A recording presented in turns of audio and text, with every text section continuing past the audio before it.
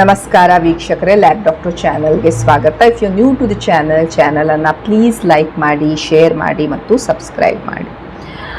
ಭಾಳಷ್ಟು ಸಲ ಪೇಷಂಟ್ಸ್ ತಮ್ಮ ಈ ರಿಪೋರ್ಟ್ಸನ್ನು ಕಳಿಸ್ತಾರೆ.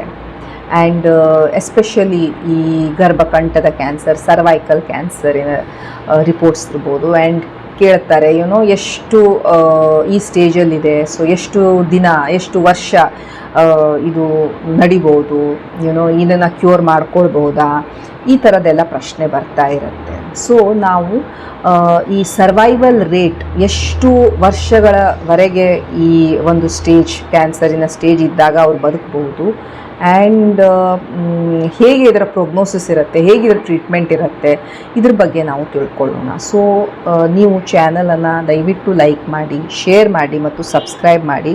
ಬಿಕಾಸ್ ನೀವು ಹೀಗೆ ಮಾಡಿದರೆ ನಿಮಗೆ ಈ ರೀತಿ ಒಳ್ಳೆಯ ಮೆಡಿಕಲ್ ವೀಡಿಯೋಸನ್ನು ನಿಮಗೆ ಕನ್ನಡದಲ್ಲಿ ಪ್ರೆಸೆಂಟ್ ಮಾಡಲಿಕ್ಕೆ ಒಂದು ಮೋಟಿವೇಶನ್ ಸಿಗ್ತಾ ಇರುತ್ತೆ. So please do like, share and subscribe the channel. Okay, so ನಾವು coming to the question, cervical cancer, ಗರ್ಭಕಂಠದ ಕ್ಯಾನ್ಸರ್ ಏನಿದೆ, ಒಂದು ಬಹಳ ಕಾಮನ್ ಕ್ಯಾನ್ಸರ್ ಇಂಡಿಯಾದಲ್ಲಿ. ಸ್ತನದ ಕ್ಯಾನ್ಸರ್, ಗರ್ಭಕಂಠದ ಕ್ಯಾನ್ಸರ್ ಬಹಳ ಕಾಮನ್ ಕ್ಯಾನ್ಸರ್ ಹೆಂಗಸರಲ್ಲಿ ನಾವು ನೋಡ್ತಾ ಇರ್ತೀವಿ. ಸೊ ಈ ಕ್ಯಾನ್ಸರ್ ನಮ್ಮ ಹತ್ರ HPVಗೆ ಲಸಿಕೆ ಇದೆ, ಸ್ಕ್ರೀನಿಂಗ್ ಲೈಕ್ ಪ್ಯಾಪ್ ಸ್ಮಿಯರ್ ಇದೆ, ಸ್ಟಿಲ್ ನಮ್ಮ ದೇಶದಲ್ಲಿ ಎಷ್ಟು ಕಾಮನ್ ಇರುತ್ತೆ ಈ ಕ್ಯಾನ್ಸರ್. ಸೊ ಈ ಕ್ಯಾನ್ಸರನ್ನು ನಾವು stage 0, stage 1, stage 2, stage 3, stage 4 ಅಂತ ಮಾಡ್ತಾ ಇರ್ತೇವೆ. ಡಿಫ್ರೆಂಟ್ ಟೈಪ್ಸ್ ಆಫ್ ಸ್ಟೇಜಿಂಗ್ ಇರುತ್ತೆ. ಬಟ್ ಎಷ್ಟು ವರ್ಷ ಆ ವ್ಯಕ್ತಿ ಸರ್ವೈವ್ ಆಗ್ತಾರೆ, ಇದು ಭಾಳಷ್ಟು ಫ್ಯಾಕ್ಟರ್ಸ್ ಮೇಲೆ ಡಿಪೆಂಡ್ ಆಗ್ತಾ ಇರುತ್ತೆ. ಓಕೆ, ಈಗ ಒಂದೇ ರೀತಿಯ ಒಂದು ರೆಜಿಮ್ ಇರೋದಿಲ್ಲ. ಹೌದು, ಈ ಸ್ಟೇಜ್ 2 ಅಂದರೆ ಈ ವ್ಯಕ್ತಿ ಇಷ್ಟೇ ವರ್ಷ ಬದುಕ್ತಾರೆ, ಸ್ಟೇಜ್ 1 ಅಂದರೆ ಇಷ್ಟೇ ವರ್ಷ ಬದುಕ್ತಾರೆ, ಹಾಗಿರೋದಿಲ್ಲ. ಯಾಕಂದರೆ ಇದು ಬಹಳಷ್ಟು ಫ್ಯಾಕ್ಟರ್ಸ್ ಮೇಲೆ ಡಿಪೆಂಡ್ ಆಗ್ತಾ ಇರುತ್ತೆ. ಒಂದು, ಅವರ ಏಜ್ ಎಷ್ಟು, ಅವರ ಎಷ್ಟು ಡಿಸೀಸ್ ಪ್ರೋಗ್ರೆಸ್ ಆಗಿದೆ, ಎಷ್ಟು ಹರಡ್ಕೊಂಡು ಬಿಟ್ಟಿದೆ, ಯಾವ ಸ್ಟೇಜಲ್ಲಿದ್ದಾರೆ. ಮೂರನೇದು, ಅವರು ಎಷ್ಟು ಚೆನ್ನಾಗಿ ರೆಸ್ಪಾಂಡ್ ಮಾಡ್ತಾ ಇದ್ದಾರೆ ಔಷಧಿಗಳಿಗೆ, ಮೆಡಿಸಿನ್ಸಿಗೆ. ಅವರಿಗೆ ಅದ್ರ ಬಿಟ್ಟು ಬೇರೆ ಬೇರೆ ಏನು ರೋಗಗಳಿದ್ದಾವೆ, ಸೊ ದ್ಯಾಟ್ ಇದನ್ನು ಅವರಿಗೆ ಟಾಲರೇಟ್ ಮಾಡ್ಕೊಳಕ್ಕಾಗ್ತಾ ಇದೆಯೋ, ಅವರ ಜನರಲ್ ಕಂಡೀಷನ್ಸ್ ಹೇಗಿದೆ, ಅವರಿಗೆ ಫಾಲೋ ಅಪ್ ಮಾಡೋಕ್ಕೆ ಎಷ್ಟು ಆಗ್ತಾ ಇದೆ, ಅವರ ಫಾಲೋ ಅಪ್ಪಿನ ಕೆಪಾಸಿಟಿ ಇರ್ಬೋದು, ಇವೆಲ್ಲದರ ಮೇಲೆ ಔಟ್ಕಮ್ ಡಿಪೆಂಡ್ ಆಗ್ತಾ ಇರುತ್ತೆ. Okay, so just because stage 2 ಇದ್ದವರು ಇಷ್ಟು ವರ್ಷ ಬದುಕಬೇಕು ಅಂದಾಗ ದ್ಯಾಟ್ ಡಸಂಟ್ ಮೀನ್ ದ್ಯಾಟ್ ಅವ್ರು ಅಷ್ಟೇ ವರ್ಷ ಇರಬೇಕು ಅಂತ. ಇದು ಏನು ಇರುತ್ತೆ, ಈ ಸರ್ವೈವಲ್ ರೇಟ್ಸ್ ಅಂತ ನಾವೇನು ಹೇಳ್ತಾ ಇರ್ತೀವಿ, ಇದು ಇನ್ ಜನರಲ್. ಬಟ್ ಇಂಡಿವಿಜುವಲಿ ಎಲ್ಲ ಕೇಸಸ್ಸಲ್ಲೂ ಇದು ಡಿಫ್ರೆಂಟ್ ಆಗ್ತಾ ಇರುತ್ತೆ. ಬಿಕಾಸ್ ಎಲ್ಲ ಕೇಸು ಬೇರೆನೇ ಇರುತ್ತೆ. ಎಷ್ಟು ಕ್ಯಾನ್ಸರ್ ಸ್ಪ್ರೆಡ್ ಆಗಿದೆ, ಅದು ಯಾವ ಟೈಪ್ ಆಫ್ ಕ್ಯಾನ್ಸರ್, ಆ ವ್ಯಕ್ತಿಯ ಬಾಡಿ ಹೇಗೆ ರೆಸ್ಪಾಂಡ್ ಮಾಡ್ತಾ ಇದೆ, ಇವೆಲ್ಲವೂ ಡಿಸೈಡ್ ಮಾಡ್ತಾ ಇರ್ತವೆ ಈ ಸರ್ವೈವಲ್ ರೇಟ್ಸನ್ನು. ಸರ್ವೈಕಲ್ ಕ್ಯಾನ್ಸರ್ ಅಥವಾ ಗರ್ಭಕಂಠದ ಕ್ಯಾನ್ಸರ್. ಸೊ ಇದು ಒಂದು ಗರ್ಭಕೋಶ, ಇದು ಯೋನಿ, ಅಂಡ್ ಇಲ್ಲಿರುವಂಥದ್ದು ಗರ್ಭಕಂಠ. ಸೊ ಈ ಗರ್ಭಕೋಶದ ಓಪನಿಂಗ್ ಏನಿರುತ್ತೆ, ಇದನ್ನ ನಾವು ಗರ್ಭಕಂಠ ಅಂತ ಹೇಳ್ತಾ ಇರ್ತೀವಿ. ಇಂಗ್ಲಿಷಲ್ಲಿ ಇದನ್ನ ಸರ್ವಿಕ್ಸ್ ಅಂತ ಹೇಳ್ತಾ ಇರ್ತೀವಿ. ಸೊ ಇಲ್ಲಿಯ ಕ್ಯಾನ್ಸರ್ ಅನ್ನ ನಾವು ಸರ್ವೈಕಲ್ ಕ್ಯಾನ್ಸರ್ ಅಂತ ಹೇಳ್ತಾ ಇರ್ತೀವಿ. ಸೊ ಇದು ಒಂದು ನಾರ್ಮಲ್ ಸರ್ವಿಕ್ಸ್. ಓಕೆ, ಸೊ ಇಲ್ಲಿ ನೀವು ನೋಡ್ಬೋದು ಸ್ಟೇಜ್ 1 ಹೇಗೆ ಈ ರೆಡ್ ಕಲರ್ ಕ್ಯಾನ್ಸರ್ ಏನಿದೆ ಈ ಜಾಗದಲ್ಲಿ ಮಾತ್ರ ಅದು ಲಿಮಿಟೆಡ್ ಇದೆ. ಸ್ಟೇಜ್ 2 ನೀವು ನೋಡ್ಬೋದು, ಇಲ್ಲಿಂದ ಅದು ಸೈಡಿಗೆಲ್ಲ ಸ್ವಲ್ಪ ಸ್ಪ್ರೆಡ್ ಆಗ್ತಾ ಇದೆ. ಸ್ಟೇಜ್ 3 ಅಲ್ಲಿ ಏನಾಗಿದೆ, ಇದಕ್ಕಿಂತ ಹೆಚ್ಚಿಗೆ ಸೈಡಿಗೆಲ್ಲ ಸ್ಪ್ರೆಡ್ ಆಗ್ತಾ ಇದೆ, ಕಿಡ್ನಿಗೆ ಎಲ್ಲ ಸ್ಪ್ರೆಡ್ ಆಗೋದು, ಅಥವಾ ಅಲ್ಲಿರುವಂಥ ಶೀತಗಡ್ಡೆಗಳಿಗೆ, ಹತ್ತಿರದಲ್ಲಿರುವಂಥ ಶೀತಗಡ್ಡೆಗಳಿಗೆಲ್ಲ ಹೋಗೋದು. ಅಂಡ್ ಸ್ಟೇಜ್ 4 ಅಲ್ಲಿ ಅದೇನಾಗುತ್ತೆ, ಈ ತನ್ನ ಜಾಗವನ್ನ ಬಿಟ್ಟು ಪುಪ್ಪುಸಕ್ಕೆ ಅಥವಾ ಬೋನ್ಸಿಗೆ ಬೇರೆ ಕಡೆ ಎಲ್ಲ ಹೋಗ್ಬಿಡತ್ತೆ. So that is called as stage 4 cervical cancer.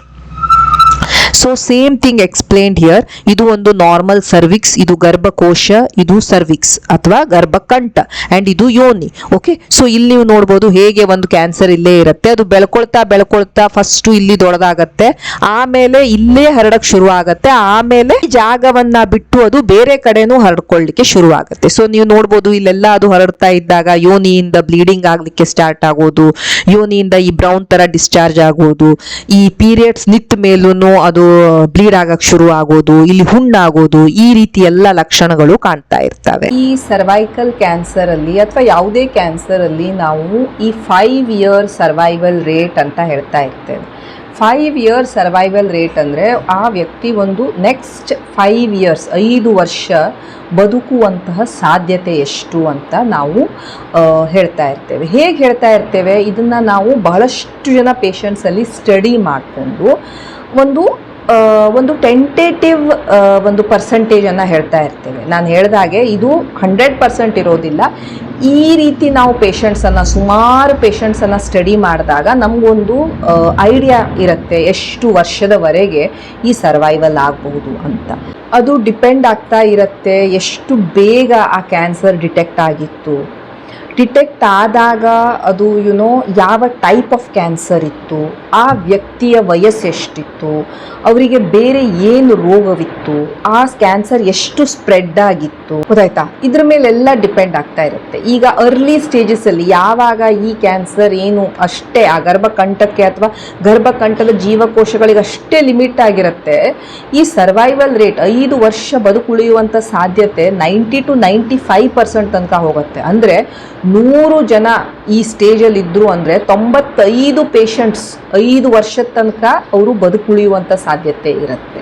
ಅದೇ ಅವರು ಸ್ಟೇಜ್ 4 4ನೇ ಸ್ಟೇಜಿಗೆ ಬಂದರು, ಎಲ್ಲಿ ಈ ಕ್ಯಾನ್ಸರ್ ಗರ್ಭಕಂಠವನ್ನು ಬಿಟ್ಟು ಬೇರೆ ಎಲ್ಲ ಕಡೆ ಹರಡಿಬಿಟ್ಟಿದೆ ಅಂದರೆ, ಈ ರೀತಿ ನಾವು 100 ಪೇಷಂಟ್ಸನ್ನು ನೋಡಿದಾಗ ಬರೀ ಒಂದು 15 ಪೇಷಂಟ್ ಮಾತ್ರ ಒಂದು 5 ವರ್ಷ ಸರ್ವೈವ್ ಆಗ್ತಾರೆ. ಬಾಕಿದೆಲ್ಲ ಪೇಷಂಟ್ಸಿಗೆ 5 ವರ್ಷ ಸರ್ವೈವ್ ಆಗೋಕ್ಕೆ ಆಗ್ತಾ ಇರೋದಿಲ್ಲ. ಇದನ್ನು ನಾವು survival rate 5 year survival rate ಅಂತ ಹೇಳ್ತಾ ಇರ್ತೇವೆ. ಸೊ ಈಗ ಈ ಗರ್ಭಕಂಠದ ಡಿಫ್ರೆಂಟ್ ಸ್ಟೇಜಸ್ಸಿಗೆ ಎಷ್ಟು ಸರ್ವೈವಲ್ ರೇಟ್ಸ್ ಇರುತ್ತೆ. ಸ್ಟೇಜ್ 1 ಅಂದರೆ ಏನು, ಈ ಕ್ಯಾನ್ಸರ್ ಏನಿದೆ ನಿಮ್ಮ ಗರ್ಭಕಂಠಕ್ಕೆ ಮಾತ್ರ ಲಿಮಿಟ್ ಇದೆ, ಅದು ಎಲ್ಲೂ ಸ್ಪ್ರೆಡ್ ಆಗಿಲ್ಲ, ಬರೀ ಸರ್ವಿಕ್ಸಲ್ಲಿ ಮಾತ್ರ ಇದೆ, ಎಲ್ಲೂ ಅದು ಹರಡಲೇ ಇಲ್ಲ. ಈ ಸ್ಟೇಜಲ್ಲೇ ನಾವು ಪತ್ತೆ ಹಚ್ಚಿಬಿಟ್ವಿ, ಸ್ಟೇಜ್ 1ಅಲ್ಲೇ ನಾವು ಪತ್ತೆ ಹಚ್ಚಿಬಿಟ್ವಿ ಅಂದಾಗ ಈ ಥರದ ಪೇಷಂಟ್ಸು ಒಂದು 90 to 95% ಪೇಷಂಟ್ಸು 5 ವರ್ಷದವರೆಗೆ ಅವರು ಸರ್ವೈವ್ ಆಗ್ಬೋದು. ಅದಕ್ಕಿಂತ ಹೆಚ್ಚಿಗೆ ಡೆಫಿನೆಟ್ಲಿ, ಬಟ್ ಒಂದು 5 ವರ್ಷ ಅಂತೂ 90 to 95% ಪೇಷಂಟ್ಸ್ ಅಂತೂ ಸರ್ವೈವ್ ಆಗೇ ಆಗ್ತಾರೆ. ಇವರಿಗೆ ನಾವು ಸರ್ಜರಿ ಮಾಡ್ಬೋದು, ಶಸ್ತ್ರಚಿಕಿತ್ಸೆ, ರೇಡಿಯೇಷನ್ನು, ಕೀಮೋ ಇವನ್ನೆಲ್ಲ ಕೊಟ್ಟಾಗ ಅವರು ಒಂದು 5 ಇಯರ್ಸ್ ಅಂತೂ ಡೆಫಿನೆಟ್ಲಿ ಒಂದು 90 to 95% ಮಹಿಳೆಯರು ಸರ್ವೈವ್ ಆಗ್ತಾ ಇರ್ತಾರೆ ಈ ಸ್ಟೇಜಲ್ಲಿ ಪತ್ತೆ ಹಚ್ಚಿದ್ರೆ. That is stage 1. ಈಗ ಸ್ಟೇಜ್ 2 ಅಲ್ಲಿ ಏನಾಯಿತು, ಈ ಕ್ಯಾನ್ಸರ್ ಏನಿದೆ ಈ ನಿಮ್ಮ ಗರ್ಭಕಂಠವನ್ನು ಬಿಟ್ಟು ಸೈಡಿಗೆಲ್ಲ ಸ್ವಲ್ಪ ಹೋಗ್ತಾ ಇದೆ, ಬಹಳ ಎಲ್ಲ ಕಡೆ ಹರಡ್ಕೊಂಡಿಲ್ಲ, ಬಟ್ ಗರ್ಭಕಂಠವನ್ನು ಅದು ಬಿಟ್ಟು ಬೇರೆ ಕಡೆ ಹೋಗ್ತಾ ಇರೋಕ್ಕೆ ಸ್ಟಾರ್ಟ್ ಮಾಡಿದೆ. ಓಕೆ, ಲೋಕಲಿ ಅದು ಸ್ಪ್ರೆಡ್ ಆಗ್ತಾ ಇದೆ ಅಂತ ಅರ್ಥ. ಸೊ ಈ ಸ್ಟೇಜಲ್ಲಿ ಏನಾಗತ್ತೆ, ನಾವು ರೇಡಿಯೇಷನ್ ಕೊಡ್ತೀವಿ, ಕೀಮೋ ಕೊಡ್ತೀವಿ, ಸರ್ಜರಿಯನ್ನು ಸಹ ಮಾಡಬೇಕು ಕೆಲವೊಂದು ಕೇಸಸ್ಸಲ್ಲಿ. ಇದರಿಂದ ನಾವು ಒಂದು 5 ವರ್ಷ ಈ ಸ್ಟೇಜಲ್ಲಿ ಇರುವಂಥ ಮಹಿಳೆಯರು ಒಂದು 5 ಇಯರ್ ಬದುಕುಳಿಯುವಂಥ ಸಾಧ್ಯತೆ ಎಷ್ಟಿರುತ್ತೆ, 60 to 70% ಬಂತು.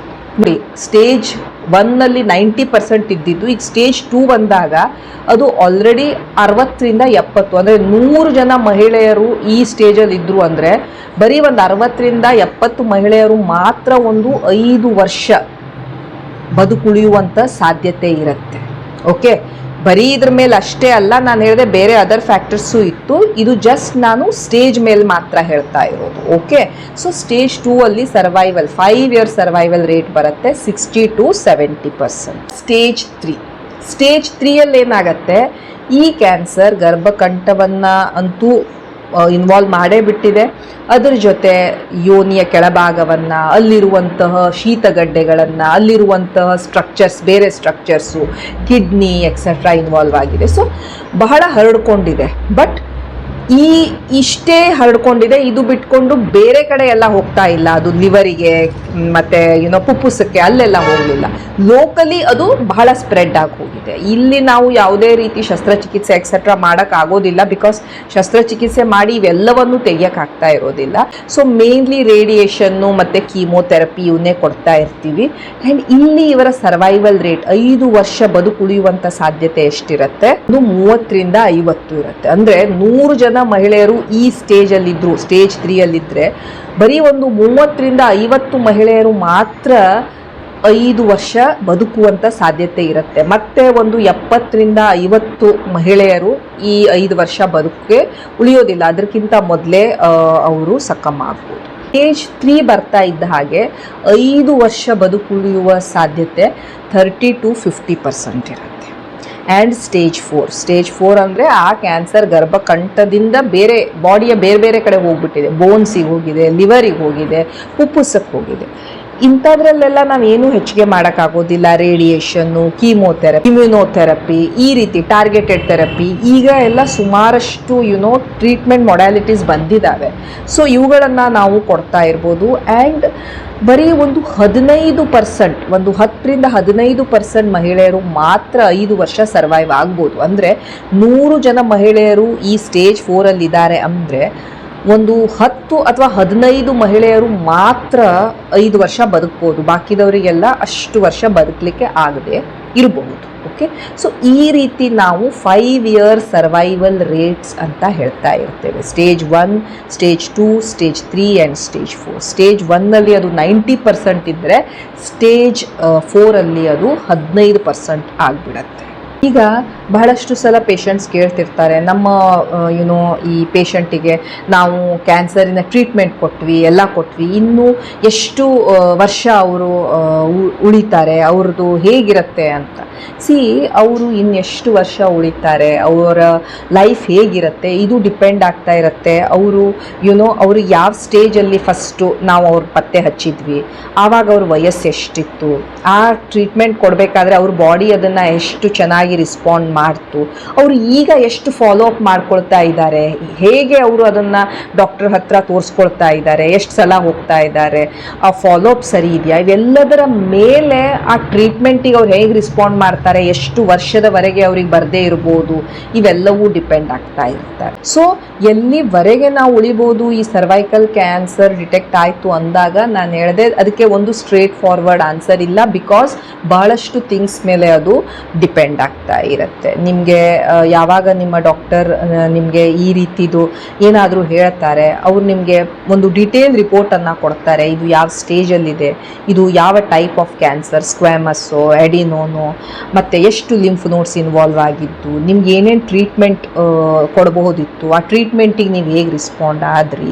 ಸೊ ಅದನ್ನೆಲ್ಲ ಕೂಡಿ ನೀವು ಹೇಗೆ ರೆಸ್ಪಾಂಡ್ ಮಾಡ್ತಾ ಇದ್ದೀರಾ ಅನ್ನೋದನ್ನು ನೋಡಿ ಒಂದು ಎಷ್ಟು ದಿನ ಇದು ನಡಿಬಹುದು, ಎಷ್ಟು ದಿನ ರೆಮಿಷನ್ ಆಗ್ಬೋದು, ಹೇಗಿರುತ್ತೆ ಈ ಸರ್ವೈವಲ್, ಇವೆಲ್ಲದನ್ನ ನಿಮ್ಮ ಡಾಕ್ಟರ್ ಹೇಳ್ತಾ ಇರ್ತಾರೆ. ಸೊ ಇದು ಸ್ಟೇಜ್ 1 ಕ್ಯಾನ್ಸರ್. ಸೊ ಸ್ಟೇಜ್ 1 ಕ್ಯಾನ್ಸರಲ್ಲಿ ನೋಡಿ, ನಾವು ಆದಷ್ಟು ಬೇಗ ಪತ್ತೆ ಹಚ್ಚಿದ್ವಿ ಅಥವಾ ಕಾರ್ಸಿನೋಮಾ ಇನ್ ಸಿಟು ಇಲ್ಲೇ ಪತ್ತೆ ಹಚ್ಚಿದ್ವಿ ಅಂದಾಗ ನೀವು ಒಂದು 5 years ಬದುಕುವಂತಹ ಸಾಧ್ಯತೆ ಆಲ್ಮೋಸ್ಟ್ 90% ಇರುತ್ತೆ. ಅದೇ ಸ್ಟೇಜ್ 2 ಅದು ಅಲ್ಲಿಯೇ ಹರಡಲಿಕ್ಕೆ ಸ್ಟಾರ್ಟ್ ಆಯಿತು ಅಂದಾಗ ಈ 5 ವರ್ಷ ಬದುಕುವಂತಹ ಸರ್ವೈವಲ್ ರೇಟ್ ಏನಿರುತ್ತೆ ಅದು 60 to 70% ಬರುತ್ತೆ. ಅದೇ ಸ್ಟೇಜ್ 3 ಇಲ್ಲಿರುವಂಥ ಶೀತಗಡ್ಡೆಗಳಿಗೆ, ಸೈಡಲ್ಲಿರುವಂಥ ಅಂಗಾಂಗಗಳಿಗೆಲ್ಲ ಹೋದಾಗ ಈ ಬದುಕುಳಿಯುವಂತಹ ಈ ಸರ್ವೈವಲ್ ರೇಟ್ ಏನಿರುತ್ತೆ ಅದು ಅಪ್ ಟು 50% ಬರುತ್ತೆ. ಆ್ಯಂಡ್ ಸ್ಟೇಜ್ 4 ನಿಮ್ಮ ಗರ್ಭಕಂಠವನ್ನ ಬಿಟ್ಟು ಅದು ಬೇರೆ ಕಡೆ ಎಲ್ಲ ಹೋಗಿತ್ತು ಅಂದಾಗ ಅದು ಸರ್ವೈವಲ್ ರೇಟ್ ಏನಿರುತ್ತೆ ಬರೀ ಒಂದು 17 to 20% ಇರುತ್ತೆ. ಇದು ಕಾರ್ಸಿನೋಮಾ ಇನ್ ಸಿಟು ಅಥವಾ ಸ್ಟೇಜ್ 0. ಸ್ಟೇಜ್ 0 ಅಂತ ಹೇಳಿದ್ರೆ ಏನು, ಇಲ್ಲಿ ನೀವು ನೋಡ್ಬೋದು ನಾರ್ಮಲ್ ಇಲ್ಲಿಯ ಜೀವಕೋಶಗಳು ಸರ್ವಿಕ್ಸ್ ಇಂದು ಹೇಗೆ ಇಲ್ಲಿ ಕ್ಯಾನ್ಸರ್ ಜೀವಕೋಶಗಳು ಬರ್ಲಿಕ್ಕೆ ಶುರು ಆಗಿದ್ದಾವೆ ಅಂಡ್ ಹೇಗೆ ಇಲ್ಲಿ ಇದು ಈ ಬಾರ್ಡರ್ ಅಥವಾ ಈ ಬೌಂಡ್ರಿಯನ್ನ ಬಿಟ್ಟು ಹೊರಗೆ ಹೋಗ್ತಾ ಇದೆ. ಸ್ಟೇಜ್ 0ದಲ್ಲಿ ಅದು ಬೌಂಡ್ರಿಯನ್ನ ಬಿಟ್ಟಿರೋದಿಲ್ಲ. ಓಕೆ, ಇಲ್ಲಿ ಇವೇನು ಕ್ಯಾನ್ಸರ್ ಸೆಲ್ಸ್ ಇರ್ತವೆ ಈ ಗರ್ಭಕಂಠಕ್ಕೆ ಮಾತ್ರ ಲಿಮಿಟ್ ಆಗಿರ್ತವೆ, ಅವು ಇಲ್ಲಿಂದ ಹೊರಗಡೆ ಹೋಗ್ತಾನೆ ಇರೋದಿಲ್ಲ.